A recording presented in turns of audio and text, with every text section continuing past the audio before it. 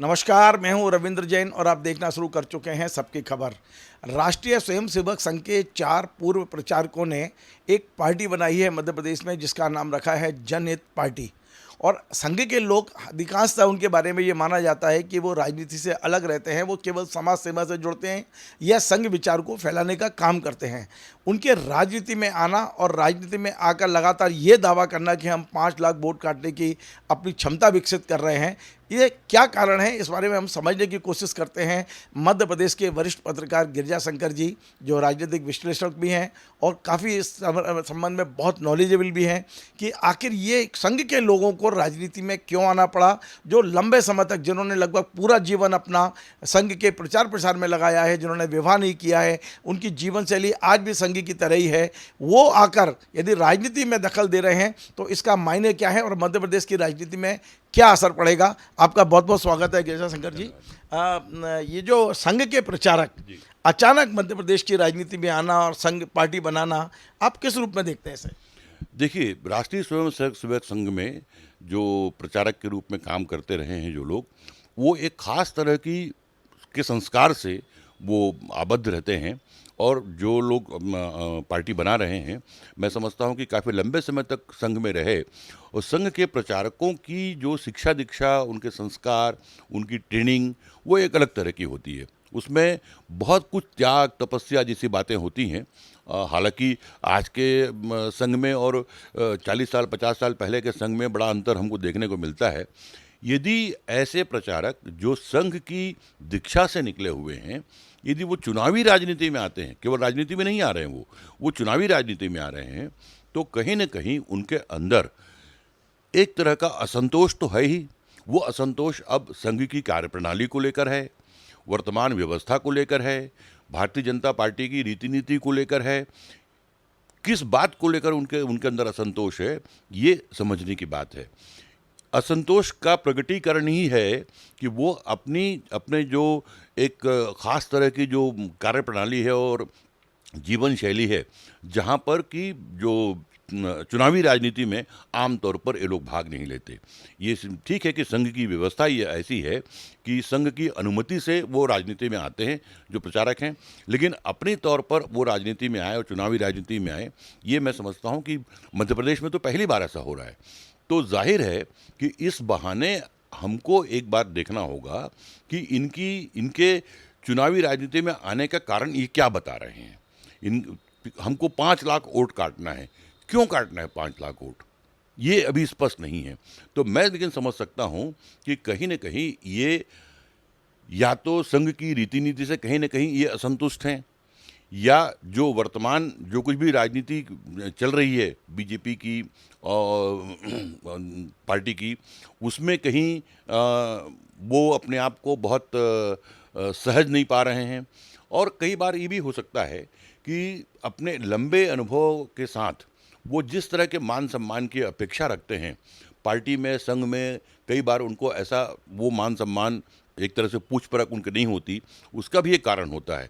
तो कुल मिलाकर ये बात तो तय है कि उनमें कहीं न कहीं जो वर्तमान है आज का, उससे वो कहीं न कहीं असंतुष्ट हैं। गिरिजा शंकर जी, ऐसा तो नहीं है कि ये संघ की बी टीम हो, ये संघ का ही कोई ऐसा मतलब एक वो हो कि जिस तरह से भारतीय जनता पार्टी एकदम अपनी ताकत बढ़ाती जा रही है, कहीं ना कहीं ब्रेक लगाने के लिए उन्होंने ये बी टीम को तैयार किया हो और उसका प्रयोग मध्य प्रदेश से हो रहा हो? मैं नहीं समझता कि संघ का जितना विस्तार हो चुका है और आज संघ की जितनी स्वीकार्यता पिछले कुछ सालों में बनी है, उनको किसी बी टीम की ज़रूरत है। आज वो यदि बीजेपी को किसी रूप में गवर्न करना चाहते हैं, कंट्रोल करना चाहते हैं या रोक लगाना चाहते हैं, तो प्रत्यक्ष तौर पर वो हस्तक्षेप कर सकते हैं, उनको किसी बी टीम की ज़रूरत नहीं है। लेकिन ये बात ज़रूर संघ के लोगों को सोचना चाहिए कि इतने कर्तव्य निष्ठा के साथ में जो प्रचारक उन्होंने तैयार किए और जो बरसों तक संघ से जुड़े रहे, यदि वो इस तरह का कदम उठा रहे हैं कि चुनावी राजनीति में आकर अपनी ही जो एक संस्था है, पॉलिटिकल संस्था, उसको नुकसान पहुंचाने की बात कर रहे हैं, तो इस बात पर संघ के लोगों को जरूर विचार करना चाहिए। साथ में संघ के लोगों को ये भी विचार करना चाहिए कि वो दौर जब संघ के प्रचारक अलग अलग घरों में जाकर वहाँ खाना खाते थे, लोगों के साथ जुड़े रहते थे, उनका जीवन बहुत ही सादा होता था, 2 जोड़ी कपड़े में अपना जीवन गुजारते थे। क्या आज संघ में वो व्यवस्था बदल गई है और उसके बदलने का कोई कोई कारण है कि ऐसे इस तरह का असंतोष या इस तरह की जो भावना पूर्व प्रचारकों में फैल रही है?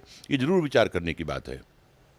एक बात और है कि मेरी ये जो प्रचारक पूर्व प्रचारक हैं अभय जैन, जो इस पार्टी के अब अध्यक्ष भी बनने वाले हैं, उनसे मैंने बात की थी और जो 5 लाख वोट काटने की चर्चा है, जो भास्कर ने भी छापा और तमाम अखबारों में हमने पढ़ा भी है, उस संदर्भ में उनका कहना है कि वो जो सामाजिक मुद्दे संघ के हैं उन्हीं पर वो लंबे समय से काम कर रहे थे, लेकिन उन्हें ये महसूस होता है कि जिस दिन हम 5 लाख वोट काटने की क्षमता रखेंगे उस दिन हमारी सुनवाई शुरू हो जाएगी। हमारे रोजगार के मुद्दे हैं, हमारे स्वराज के मुद्दे हैं, हमारे गरीबों कल्याण के मुद्दे हैं। इन मुद्दों पर जब सुनवाई नहीं हो रही है तो हमें मजबूरी में राजनीति में कदम रखना पड़ा है ताकि हमारी सुनवाई हो जाए।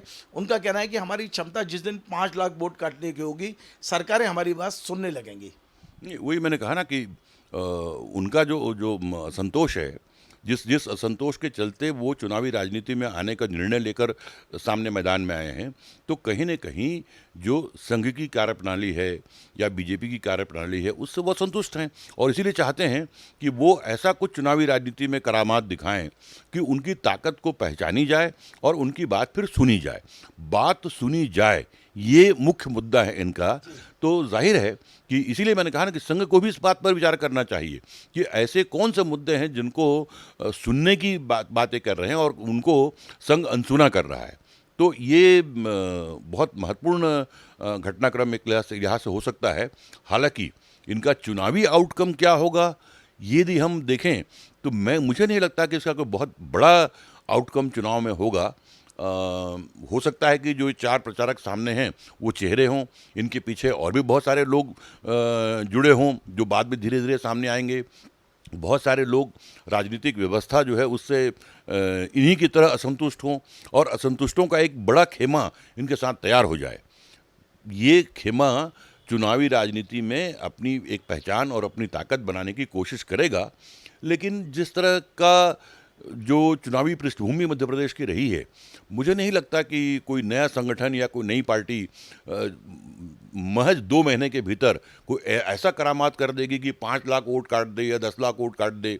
ऐसा कुछ लगता नहीं है। जरूर उनकी कोशिश या उनका दावा जरूर ये हो सकता है। एक बात और है, मैं आपकी बात को ही आगे बढ़ाता हूँ। जैसा कि आपने कहा कि ये 4 लोग फेस हों और उसके पीछे कोई और लंबी लाइन हो, तो मुझे भी ये नज़र इसलिए आ रहा है कि मैंने देखा कि प्रदीप जोशी जो संगठन मंत्री बीजेपी के रहे, बड़े अनुभवी नेता हैं, वो इनके साथ दिखाई दे रहे हैं। इसके अलावा सुसनेर से जो विधायक थे आगर मालवा के सुभाष जोशी, उन्होंने कल इस्तीफा दिया और घोषणा कर दी कि वो जनहित पार्टी से चुनाव लड़ेंगे। तो निश्चित तौर पर कुछ तो हैं इनके साथ में, लेकिन ये जो भी नुकसान करेंगे वो हिंदू वोट का करेंगे। और यदि हिंदू वोट, क्योंकि ये कट्टर हिंदुत्व की लाइन पर चलने वाले हैं, मेरी इनसे चर्चा हुई है, यदि हिंदू वोट का नुकसान होता है, चाहे वो 1 लाख का हो, 50,000 का हो या 5 लाख का हो, नुकसान अंततः बीजेपी का ही होगा। आपको क्या लगता है, आपका लंबा अनुभव है कि इस चुनाव में, क्योंकि ये लोग बहुत लेट हो चुके हैं, इस चुनाव में ये कितना नुकसान पहुंचा पाएंगे? क्या इससे प्रभावित, क्योंकि ये माना जा रहा है 5 लाख वोट का मतलब होता है 1% वोट, और 1% का मतलब होता है कि 10 से 15 सीटें भी प्रभावित हो सकती हैं, इधर से उधर हो सकती हैं। तो वास्तव में क्या नुकसान पहुंचा पाएंगे ये? नहीं, नुकसान पहुंचाने की कोई आशंका मैं नहीं देख रहा हूं, क्योंकि एक तो पहले बात है, जो चेहरे हैं वो सार्वजनिक रूप से पब्लिक में जाने माने चेहरे नहीं हैं कि जिनके साथ आवाम या आम मतदाता उनके साथ चल सके। क्योंकि इसके लिए जो ज़रूरी होता है कि एक जन नेता का जो एक चेहरा होता है वो एक अलग चेहरा होता है जिसके साथ लोग जाते हैं। इनमें से वो चेहरे नहीं हैं। और संघ में जो काम करने वाले प्रचारक होते हैं उनकी आम लोगों से दूरी होती है और सार्वजनिक जीवन में उतने शामिल नहीं होते जैसे बाकी राजनेता शामिल होते हैं। और वक्त भी इतना कम है कि 2 महीने के भीतर अभी आपकी पार्टी रजिस्टर्ड नहीं हुई है, अभी रजिस्टर्ड होना है, नाम मिलना है, सब कुछ होना है। तो ये ठीक है कि मैं इसको बहुत हद तक इतना ही मानता हूँ कि जो कुछ भी उनके अंदर असंतोष है वो असंतोष की अभिव्यक्ति के रूप में ये पार्टी सामने आ रही है, लेकिन उसका चुनाव में कोई बहुत बड़ा इम्पैक्ट होगा या हिंदू वोट प्रभावित होंगे या बीजेपी को नुकसान होगा, ऐसा मैं नहीं मानता। आप यदि पुराना अनुभव भी देखें तो एक बहुत बड़ी कद्दावर नेता जो प्रदेश की मुख्यमंत्री रह चुकी हैं और जिनकी अगुवाई में बीजेपी को इतनी बड़ी सफलता प्रदेश में मिली थी, जब वो अब नई पार्टी बनाकर चुनाव में सामने हुई, तब भी हमने देखा कि बीजेपी को इतना नुकसान नहीं हुआ कि बीजेपी सत्ता से बाहर हो जाए। तो बिल्कुल अनजान चेहरे पब्लिक के लिए वो यदि आकर कोई पार्टी बनाते हैं और कोई बहुत दावे उनके हो सकते हैं भले ही, लेकिन मुझे नहीं लगता कि इससे कोई बहुत चुनावी कोई बहुत महत्व है। गिरजा शंकर जी, एक सवाल और है और वो लगभग इससे मिलता जुलता है, थोड़ा दूर जरूर है, और वो ये है कि भारतीय जनता पार्टी को मध्य प्रदेश में गढ़ने वाले बनाने वाले जो पुराने नेता हैं, मैं रघुनंदन जी की बात करूं, कृष्ण मुरारी बोगे जी की बात करूं, मैं ताई की बात करूं सुमित्रा जी की, या मैं कैलाश चावला जी की बात करूं, ऐसे तमाम सारे नेता हैं जो वर्तमान नेतृत्व को लेकर सवाल उठा रहे हैं। उनका कहना है कि चुनाव की बिल्कुल बेला नज़दीक आ गई है और हमारे अनुभव का ना तो लाभ लिया जा रहा है, ना ही हमें किसी भी कार्यक्रम में बुलाया जा रहा है। जन आशीर्वाद रैली में जब इनको आमंत्रण नहीं दिया गया तो उमा भारती ने जो पहला बयान दिया, उसके बाद तमाम सारे नेताओं के बयान आए कि हम लोगों को बिल्कुल पूछ परख नहीं हो रही है। इसका भारतीय जनता, ये एक तो कारण क्या है कि क्यों नहीं हो रही है, और दूसरा इसका कोई फायदा या लाभ भारतीय जनता पार्टी को क्या होना? चाहे राजनीति हो, चाहे कोई और फील्ड हो, हर जगह आदमी को ये समझना चाहिए कि किसी व्यक्ति की उपयोगिता उसके अंतिम सांस तक नहीं रहती। एक उपयोगिता, उनकी प्रासंगिकता एक समय तक होती है, और यदि आप चाहते हैं कि आपको अपनी विधा में हर जगह आपकी पूछ परख हो, तो आपको लगातार अपने को प्रासंगिक बनाए रखना होता है। जिन नेताओं की आपने बात की है, वो उमा भारती के बयान के बहुत पहले से ही बहुत सारे नेता जो हैं वो इस तरह के बयान देना शुरू कर दिए थे बीजेपी के अंदर। तो ये इन तमाम नेताओं को ये देखना होगा कि क्या वो आज भी उतने ही प्रासंगिक हैं जितने प्रासंगिक वो बीते समय में थे, और जितनी उनकी सीनियरिटी है।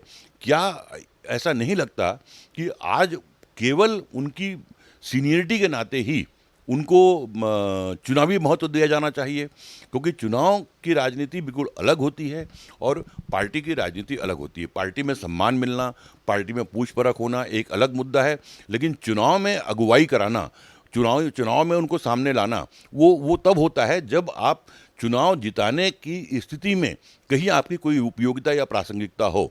मुझे लगता है कि तमाम जो नेता जिनकी बात हो रही है, चुनावी राजनीति के लिए उतने मुफीद बीजेपी उनको नहीं समझ रही है, और इसीलिए इनके तमाम बयानों पर पार्टी नेतृत्व गौर भी नहीं कर रहा है, उस पर प्रतिक्रिया भी नहीं दे रहा है। इसीलिए उनको लगता है कि आज की तारीख में चुनावी राजनीति के लिहाज से ये नेता उतने प्रासंगिक नहीं रह गए हैं। बहुत बहुत धन्यवाद आपने गिरजा शंकर जी, जिन्होंने बड़ी विस्तार से समझाया कि जनहित पार्टी जो संघ के लोग बना रहे हैं असंतोष क्यों है। इस पर कहीं ना कहीं अब संघ को चिंता और चिंतन दोनों करना चाहिए, और जो नेता भारतीय जनता पार्टी के वरिष्ठ नेता जन आशीर्वाद यात्रा में ना बुलाने का विरोध कर रहे हैं या अपनी बात कर रहे हैं, उस संदर्भ में भी उनका साफ कहना है उन्हीं नेताओं को चुनाव में उपयोग किया जाता है जो प्रासंगिक हों। यदि आपको अपनी उपयोगिता करनी है तो प्रासंगिक होना भी आवश्यक होगा। आपको हमारा ये कार्यक्रम पसंद आए, आप इसे शेयर करें, लाइक करें, कमेंट करें, और आपसे बार बार निवेदन है हमारे चैनल को सब्सक्राइब अवश्य करें। धन्यवाद।